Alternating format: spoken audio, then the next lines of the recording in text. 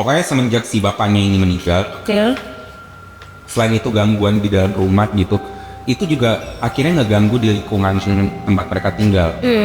Dari yang dengar suara bapaknya jualan bubur, itu disaksikan yang benar-benar dialami oleh warga di sekitar rumahnya itu ya. Nah, sejak bapaknya meninggal juga itu sering kali banget nih, kan namanya di lingkungan yang lumayan cukup aja dan mereka sering banget tuh yang melakukan ronda segala macam gitu ya. Nah itu tuh sering banget mereka tuh dengar suara. Terus yang paling epic adalah 2 hari setelah bapaknya meninggal nih, kerenda mayat yang dipakai buat bawa mayat ke kuburan, itu tuh orang-orang yang di pos ronda itu tuh melihat kerenda mayatnya terbang. Halo guys, jadi hari ini kita akan dengerin satu cerita dari narasumber Kak Andre. Halo Kak Andre. Hai. Jadi katanya Kak Andre ini punya saudara yang dicurigai melakukan pesugihan. Nah, tapi nih aku dengerin cerita Kak Andre ini nggak sendirian. Aku bareng Kak Dandi. Halo Kak Dandi. Oke, jadi buat teman-teman semua nih, buat netizen barisan belakang, harus simak cerita ini baik-baik karena cerita ini eksklusif, cuman ada di Sky aja. Langsung aja, stay with me, don't scare, and keep watching.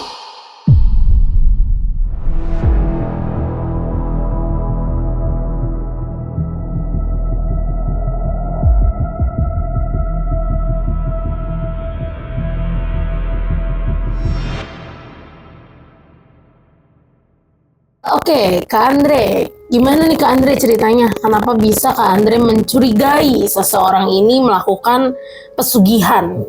Jadi sebenarnya bukan curiga ya, dan ini bukan dari keluarga gue. Jadi gue punya saudara cukup jauh nih. Oh, gitu. saudara jauh. Oke. Di keluarganya dia ini tuh kejadiannya di Jakarta. Cuman tahunnya tuh mungkin sekitar tahun 2000-an kali ya, 2000-an awal gitu. Nah, ceritanya adalah ada satu keluarga nih, satu bapak, satu ibu, sama 5 anak. Nah, si bapaknya ini jualan bubur. Bubur tuh bener-bener ya kayak tukang bubur yang kita tahu gitu. Mereka pakai gerobakan segala macam gitu. Terus dengan keluarga, ada istri dan 5 anak gitu. Pasti mereka struggle banget dong buat memenuhi kebutuhan hidup gitu. Dan mereka tuh bener-bener yang kayak berusahanya tuh yang effortnya gede banget lah untuk mencukupi kebutuhan keluarga gitu. Tapi di sejalannya rumah tangga mereka, akhirnya si bapak ini tuh bercerai dengan istrinya ini, dengan istri pertamanya yang mempunyai 5 anak ini. Akhirnya menikahlah dia sama istri barunya nih. Nah, di istri barunya ini dia cuma punya 1 anak. Nah, 1 anak ini nih laki-laki nih. Terus dari situ tuh usaha bubur yang dijalani oleh bapak ini masih terus berjalan. Gitu. Berarti waktu dia cerai pun masih berjalan. Masih berjalan gitu. Masih berjalan. Nah, pada saat dia menikah dengan istri yang kedua, usaha buburnya ini tiba-tiba meledak gitu. Dia bisa bangun kayak tempat yang cukup layak lah buat kita makan bubur gitu ya, dan cabangnya juga udah mulai banyak segala macem gitu. Dari situ berlanjutlah kehidupan mereka gitu ya, sampai akhirnya si bapak ini sama ibunya ini meninggal. Sisa tinggal si anak satu ini. Si anak satu ini meniti karir lah dia. Warung bubur itu yang cabangnya banyak akhirnya diwariskan ke anak dari istri pertama. Yang 5 bersaudara ini. Gak kurang jelas pembagiannya seperti apa gitu ya. Tapi akhirnya dari situ hidup berjalan normal gitu ya. Berjalan normal walaupun sebenarnya mereka juga rada-rada curiga gitu apa yang dilakukan sama orang tuanya gitu. Karena pokoknya semenjak si bapaknya ini meninggal gitu ya. Selain itu gangguan di dalam rumah gitu. Itu juga akhirnya ngeganggu di lingkungan tempat mereka tinggal gitu ya. Dari yang dengar suara bapaknya jualan bubur itu disaksikan yang benar-benar dialami oleh warga di sekitar rumahnya dia gitu. Nah, sejak bapaknya meninggal juga itu sering kali banget nih, kan namanya di lingkungan yang lumayan cukup padat penduduk, mereka sering banget tuh yang melakukan ronda segala macam gitu ya. Nah, itu tuh sering banget mereka tuh dengar suara. Terus yang paling epic adalah 2 hari setelah bapaknya meninggal nih, gitu, kerenda mayat yang dipakai buat bawa mayat ke kuburan, itu tuh orang-orang yang di pos ronda itu tuh melihat tuh kerenda mayatnya terbang. Gitu. Nah, selebihnya dari situ sebenarnya ya mungkin ya itu percaya nggak percaya sih kita gitu, apakah sudah dilakukan pesugihan dari bapaknya atau belum gitu ya. Yang membuat tanda tanya besar adalah begini. Seiring anak yang pertama ini menjalankan usaha bubur dan anak dari istri keduanya ini meniti karir di satu perusahaan perusahaan BUMN lah ya di Indonesia gitu. Nah, si anak yang dari istri kedua ini muncul sebagai sosok yang paling punya duit lah. Kita sebut aja si anak dari istri pertama ini A namanya ya. Nah, si A ini cukup kaya lah. Cukup kaya, cukup paling menonjol lah dari kelima saudara tirinya ini gitu ya. Ini tuh dimulai pada saat mungkin 2010-an ke atas kali gitu ya. 2010-an ke atas. Nah, dari mulai itu tuh setiap kali lebaran nih, dia nih selalu mendekatkan diri sama anak dari istri pertamanya. Sama saudara tirinya. Sama saudara tirinya yang 5 ini gitu ya.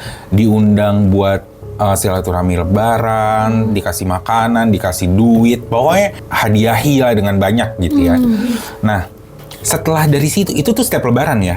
Tapi yang bikin curiganya adalah begini. Setelah mulai dari situ, dari 5 orang ini, yang anak dari bapak ini, mereka akhirnya berkeluarga masing-masing. Nah, pasti ada yang meninggal setiap 2 tahun sekali, dan itu pasti setelah lebaran. Dimana kayak agenda keluarga itu adalah setiap lebaran itu mereka ngumpulnya di rumah si A ini. Nah, dari 5 keluarga baru dari istri pertamanya ini gitu ya, mereka punya suami, mereka punya anak, mereka punya istri kayak gitu. Itu pasti ada aja yang meninggal dan jaraknya 2 tahun. Sampai akhirnya nih, sisalah 1 orang ini terakhir. Ibu-ibu ya. Si ibu-ibu ini punya anak yang terakhir meninggal sebelum ibu ini adalah si anaknya dia ini. Nah, kebetulan saudaranya dia itu ada yang pemuka agama lah. Pemuka agama. Saudaranya si ibu ini, yang si pemuka agama ini bilang sama ibu ini, jangan kubur anak kamu di kuburan yang disediain sama si A.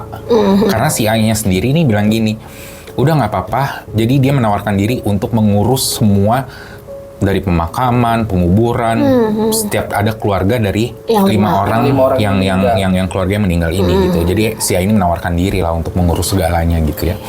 Nah, si saudara sepupu ibu ini, yang si pemuka agama ini bilang, jangan kubur anak lu di situ tuh, karena sama si A ini dibikin satu area itu untuk dikubur dari yang keluarga 5 ini meninggal ini gitu. Nah, sampai akhirnya tidak dikubur lah si anak itu di situ, tapi dikubur di tempat lain.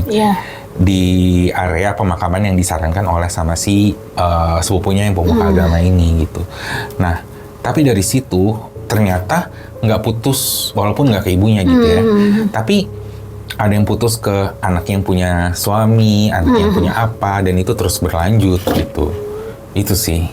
Jadi cuman pindah gitu doang ya? Nggak tahu ya. Maksudnya apakah si ibunya ke skip atau gimana gitu. Tapi maksudnya sekarang kenapa dicurigai pesugihan gitu ya? Karena emang cukup mencurigakan sih. Dia kan itu kan dari anak istri kedua nih. Mencoba mendekatkan diri ke kakak-kakak tirinya gitu ya. Dengan cara kayak memberikan support secara finansial, terus udah gitu menjamu mereka pada saat lebaran kayak gitu. Itu benar-benar royal banget gitu. Dan pada saat ada salah satu keluarga dari keluarga tirinya ini yang meninggal gitu, dia dengan sukarela juga mau mengurus semuanya gitu, dari penguburan, pemakaman, sampai tanah pemakamannya itu disupport sama si bapak ini, si A ini. Gue sih kayak yang gimana ya, kayak yang nggak punya pemikiran yang logis gitu ya untuk menjelaskan peristiwa apa sih yang terjadi kayak gitu. Nah tapi Pak Andre, kan mereka 5 bersaudara nih. Mereka mengalami skema yang kematian entah saudaranya itu selalu sama itu 2 tahun dan pasca lebaran. Iya, betul. Nah, sering berjalannya waktu, apa 5 orang mereka ini nggak ada kecurigaan gitu? Kenapa nih kok si Bapak A ini bisa kaya banget? Kenapa nih kok bisa meninggalnya betul-betul dengan skema yang sama 2 tahun sekali begitu? Ya. Sedangkan dari keluarga pihak B ini nggak pernah ada yang meninggal gitu. Ya nggak tahu ya, mungkin kayak gini nih. Dia ngerasa bahwa ini udah bagaimanapun ini anak dari bapak gue. Kalau misalnya gue yang dari keluarga istri pertama ya, bagaimanapun ini kan anaknya bapak gue dan dia baik banget sama gue gitu. Dan yang nggak tahu, maksudnya kan nggak bisa apa ya, mungkin tidak bisa melihat dari sisi lain gitu selain dari sisinya dia mungkin gitu. saudara yang belum ini juga ngerasanya karena mungkin mereka kehidupannya juga nggak sebagus bapak ini, mungkin Makanya mereka ada kesulitan ekonomi, akhirnya mereka ketika dapat bantuan dari bapak ini dia ya ngerasa wajar-wajar aja gitu. Ya mereka ngerasa wajar-wajar aja gitu. Berarti sebenarnya menurut Kak Andre, si A ini tuh melanjutkan yang dicurigai pesugihan itu ya, melanjutkan hal itu gitu. Nah, nggak tahu sih. Buat gue sendiri tuh pesugihan tuh sebenarnya gue orang yang cukup skeptis gitu ya. Banyak yang kayak banyak yang di kepala gue tanda tanya gitu. Pesugihan ini apa sih? Apa kalau mau memuja setan terus tiba-tiba dikasih segepok duit gitu ya, atau lo emang benar-benar dibukakan jalan aja buat sukses gitu sama setan, tapi dengan persyaratan ada tumbal nyawa, jiwa apa segala macem kayak gitu kan kita nggak tahu gitu. Gue juga bukan orang yang paham banget ke situ gitu. Cuman untuk menjelaskan fenomena yang terjadi ini gini ya, di kepala gue yang secara singkat aja gitu bahwa oh ya gue pernah denger nih cerita seperti ini bahwa ada satu yang kaya gitu, ada satu yang meninggal gitu ya sebagai tumbal gitu, dan dengan apa namanya, dengan cerita yang sama gitu setiap 2 tahun, dan itu pasti habis lebaran. Nah di mana pada saat mereka lebaran pasti mereka ini lebarannya di rumah si bapak ini gitu. Si A itu. Dan itu benar-benar random. Jadi kayak misalnya 5 bersaudara ini gitu ya, mereka punya anak, istri, suami gitu ya. Istrinya mungkin anaknya udah punya suami lagi atau apa. Itu tuh mereka nggak tahu. Pokoknya dari 5 keluarga ini tuh sisa 1 doang nih. Oh berarti tumbalnya ini justru tidak memakan dari keluarga si bapak A, justru dari keluarga satunya lagi yang punya 5 orang anak ini. Iya betul.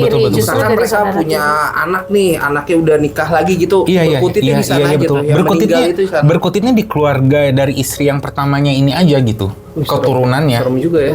Gitu, makanya kan nggak tahu gitu ya. Karena maksudnya kalau berdasarkan based on kita lihat dari film kah atau artikel yang dibaca, biasanya justru kalau yang pesugihan itu kan si apa ya, bisa dibilang biangnya ini biasanya terakhir kan. Iya. Si biangnya ini terakhir biasanya, makanya si pelakunya ini terakhir. Dan untuk menyelamatkan supaya dia nggak jadi apa, kalau misalnya dia pesugihan yang nggak diambil gitu, nggak itu sama perjanjian dia dengan setan kah, iblis atau makanya selalu orang lain dulu kan yang dikasih sama dia kan. Tapi kan gini.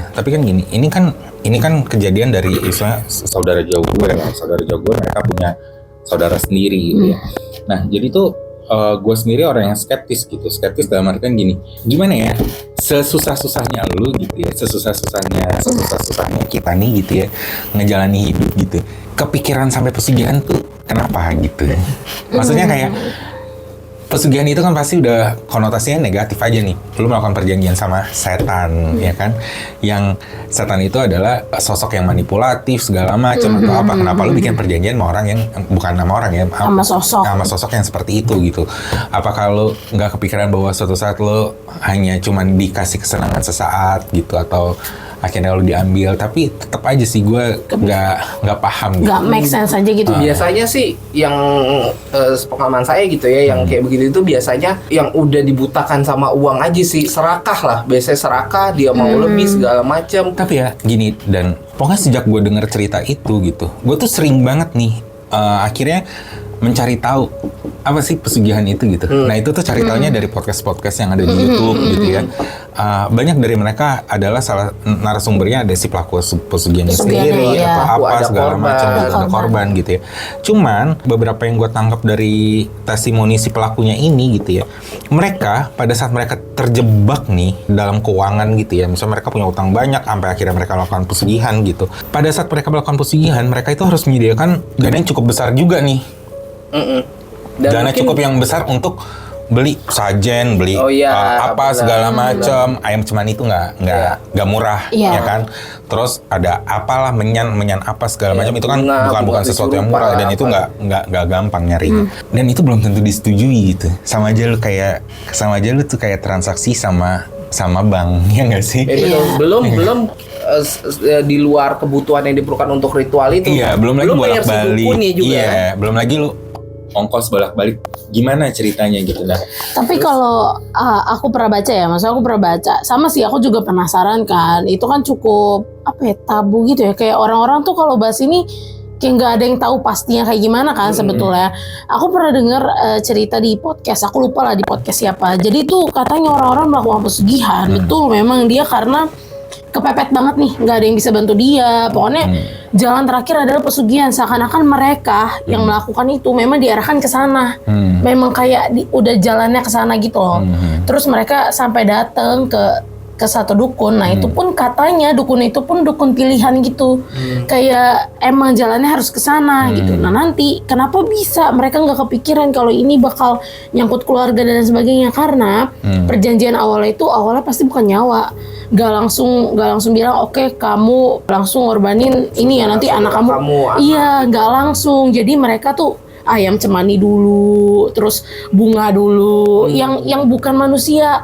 Tapi balik lagi nih kayak Kadani bilang tadi kan, karena serakah, jadi perjanjiannya awalnya cuma ini nih, cuma punya rumah. Tapi kan pasti manusia pengen lagi kan. Perjanjiannya cuma ayam cemani satu. Yaudah kalau nambah satu mungkin dua gitu kan. Ternyata bukan. Ternyata setelah mereka tambah perjanjian nggak sengaja, karena katanya ada yang bersaksi kalau abis kejadian itu dia tuh dimimpiin. Dimimpiinnya kayak jadi sosoknya tuh random ya, nggak bisa dijelasin, bentuknya cuma hitam, nggak bisa. Jadi ada satu sosok yang nanya kayak masa cukup sih cuman punya rumah doang. Terus seakan-akan manusia ini dibuat tuh sekurang itu, sekekurangan itu. Akhirnya kan dia jadi kayak, iya deh kayaknya butuh ini lagi. Nah di mimpi ternyata dia itu bikin perjanjian, nggak sengaja. Dia pun awalnya nggak ngerasain dia bikin perjanjian ya, tapi setelah dia dikasih hasilnya, dan ternyata perjanjiannya itu mulai makan nyawa gitu loh. Yang tadinya cuma ayam jadi nambah kambing. Tapi kan lama-lama orang capek juga ya, buat kambing lah inilah itulah. Ternyata manusia tanpa sadar tuh bikin janjinya lebih-lebih terus. Makanya orang tuh semakin kaya. Nah, dan tumbalnya manusia gitu. Ini gue tuh punya, maksudnya gini, kalau misalnya cerita dari yang gue sendiri yang gue nggak percaya, maksudnya gini, ya gue nggak percaya sih emang kayak gituan gitu. Jadi ini tuh ceritanya waktu itu kita tuh punya rumah lah di daerah Dago gitu. Nah di rumah Dago itu kita tuh ada yang jagain buat tinggal di situ gitu. Nah ini satu keluarga nih. Mereka tuh keluarga. Saudara bapak pesugihan semua. Enggak dengerin lu. Jadi rumah yang di Dago ini dijaga oleh sama kayak dia ngurusin kayak maksudnya keamanan, terus yang kayak ngurusin dalam-dalam lah gitu ya. Nah yang si ibunya ini yang beres-beres gitu ya. Nah mereka ini tinggal di daerah apa sih yang di belakang, lo tau gak sih yang di belakang Dago tuh yang sungai apa, yang area Kecimbeluit itu, pokoknya kan ada lembaga ini. Nah mereka tuh tinggal di daerah situ, emang rada-rada pemukiman penduduk gitu. Nah si ceritanya adalah gini, si bapaknya ini adalah orang daerah sebelum ke Pangandaran, apa sih itu namanya, Ciamis. Nah si bapak ini orang Ciamis, si ibunya ini orang Bandung gitu. Nah si orang Ciamis ini gini, seperti yang kita sering-sering dengar gitu ya. Pada saat kita di Bandung di kilometer 97 itu ada yang namanya Gunung Hejo.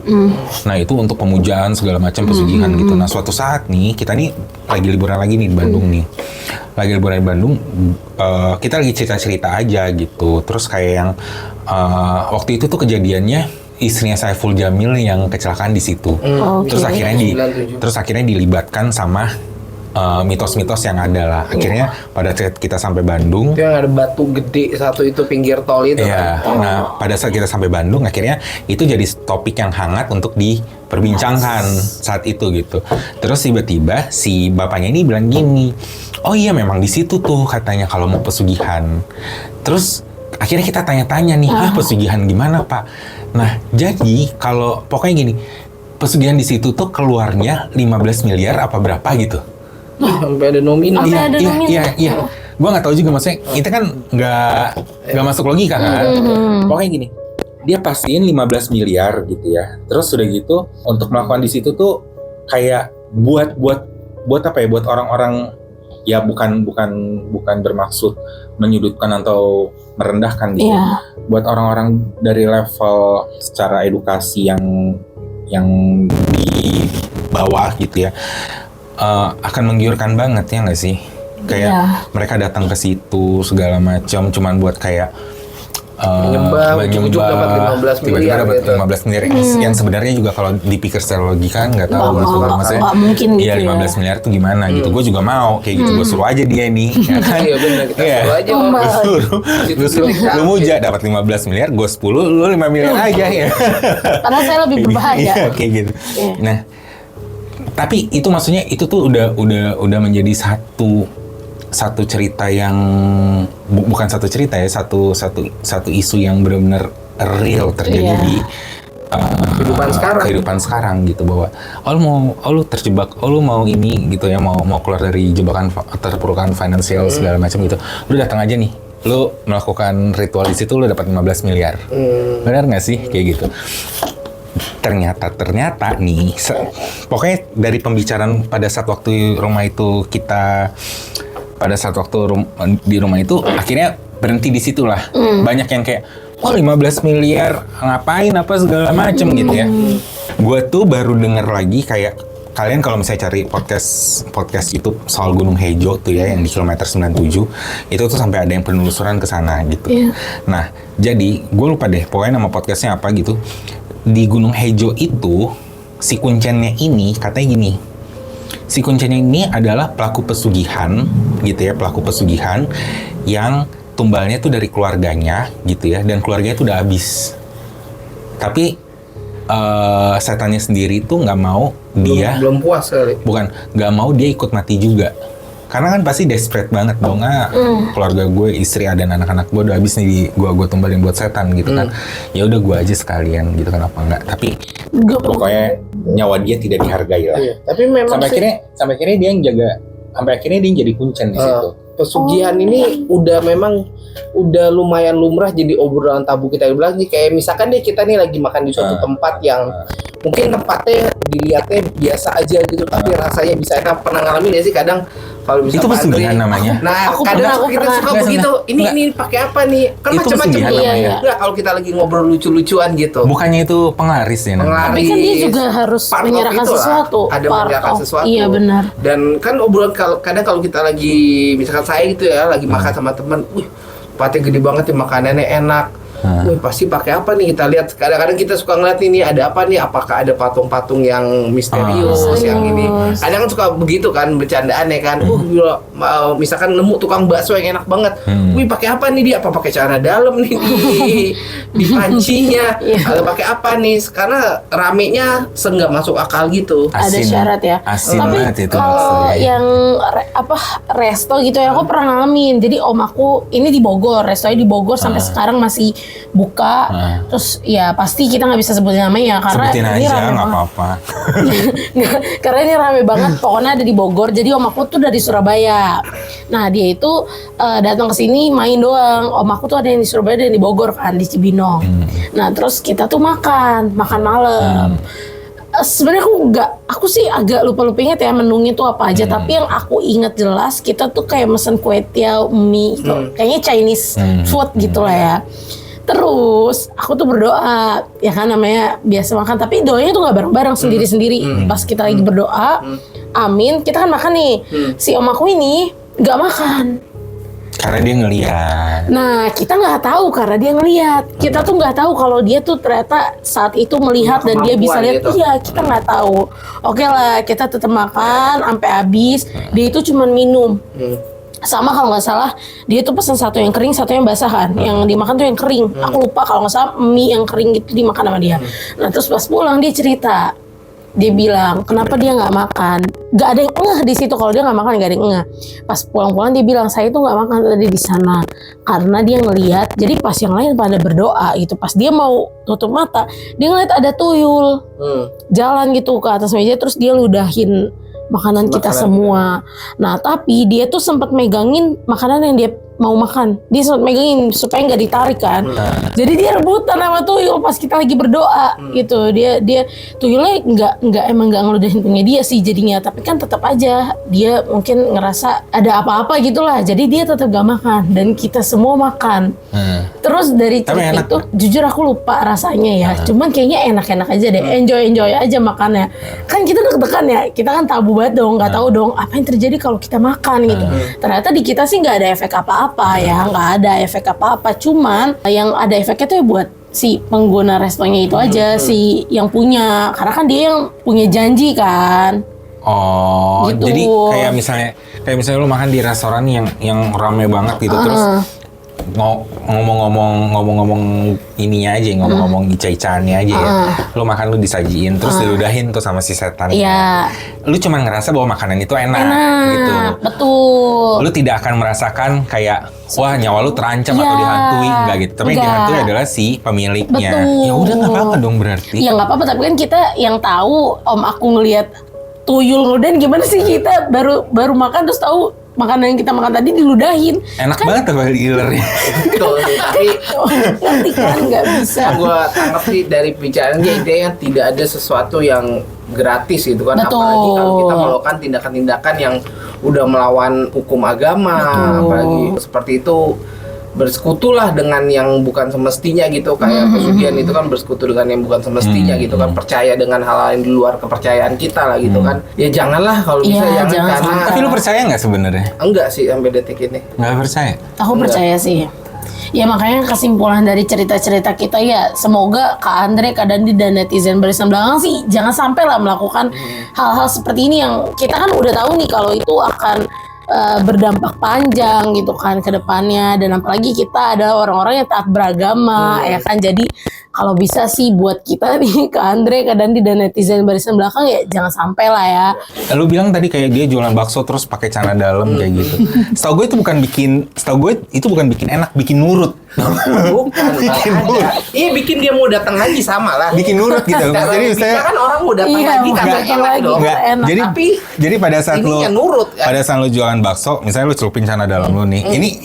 Ini tuh bukan cuma di Indonesia juga gitu, bahwa Di mana misalnya lagi kayak yang pakai enggak celana benar lu tau gak sih sampai nih ya, percaya nggak percaya gitu ya. Ada yang nyokap gue yang di Singapura tuh, suami kan orang Singapura gitu ya. Dia tuh percaya kayak gitu. Jadi kalau lu pengen bikin nurut laki lo atau pengen bikin nurut bini lo gitu, ya lu bikinin mereka makanan atau apa, lu celupin celana dalam, Buset. nurut akhirnya gitu. Ini Ya ampun. Tolong.